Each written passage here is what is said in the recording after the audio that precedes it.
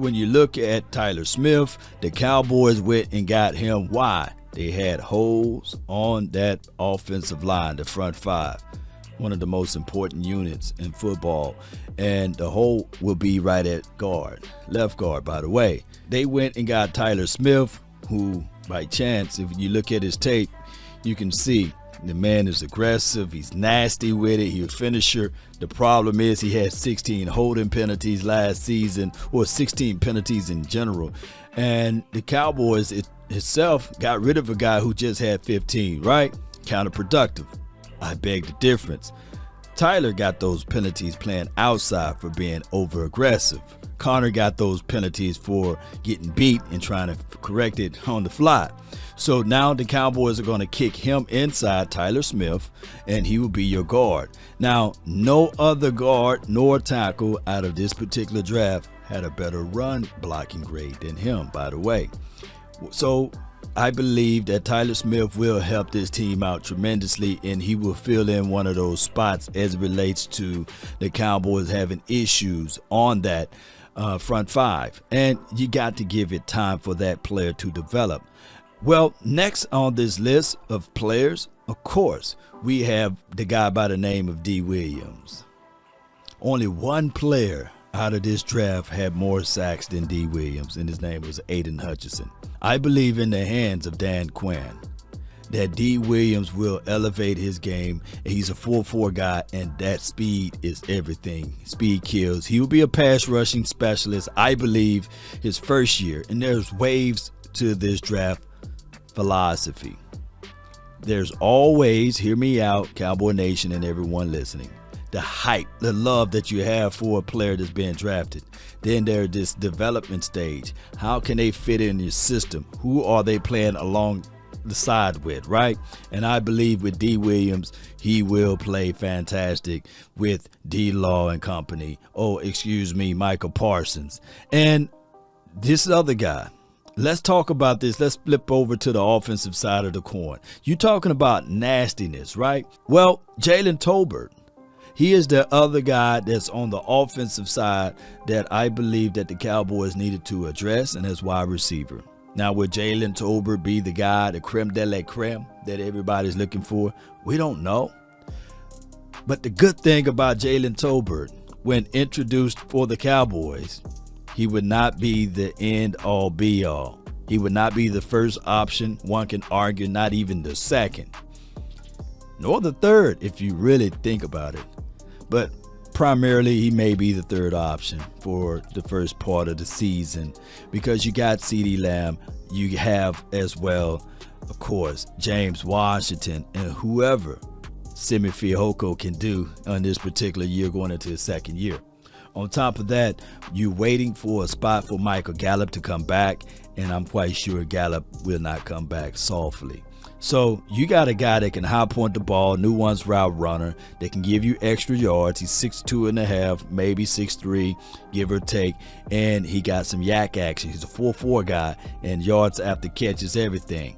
And I believe that the Cowboys will utilize him in this system to help elevate their packages as relates to spreading the ball around. And this team, believe it or not, last year was the number one team in offense and in points. I believe that they're going to continue on that same pathway of being such if everyone remains healthy.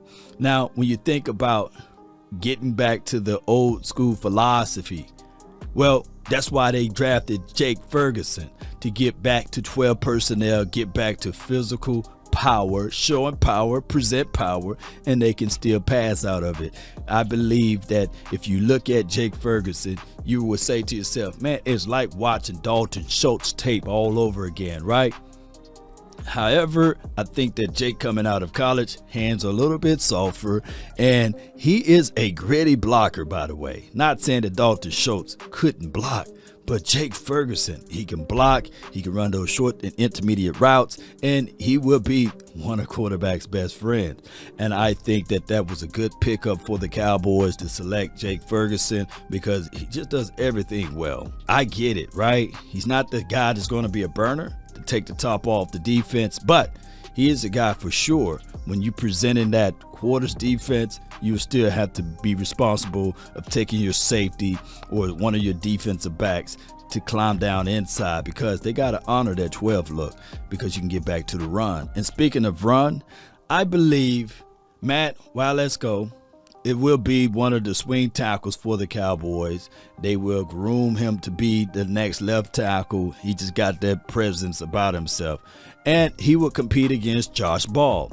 I think everybody looking at Josh Ball like, hey, we like you, but this dude right here, Matt, he's a finisher, and they love what he brings to the table, especially playing through the echoes of the whistle. And keep in mind, this particular team, we do crazy things as it relates to the offensive lineman. I would not be surprised if they put him at fullback because of his temperaments. He's tall. He's 6'7", 320 pounds as well. And he is a guy that will lay on you and he will finish you strong. Now, yes, he's a little wobbly, lower body strength, but he is a grinder addition, and I like that mindset. And speaking of that, let's get back to the defensive side of the coin. That's what the Cowboys did. They went and got John Ridgeway, the guy that's going to make sure that he put even D. Williams. So he is a guy that came out of the Arkansas team, right? Razorbacks. They played in the traditional 3-4 defense, and he was the only anchor.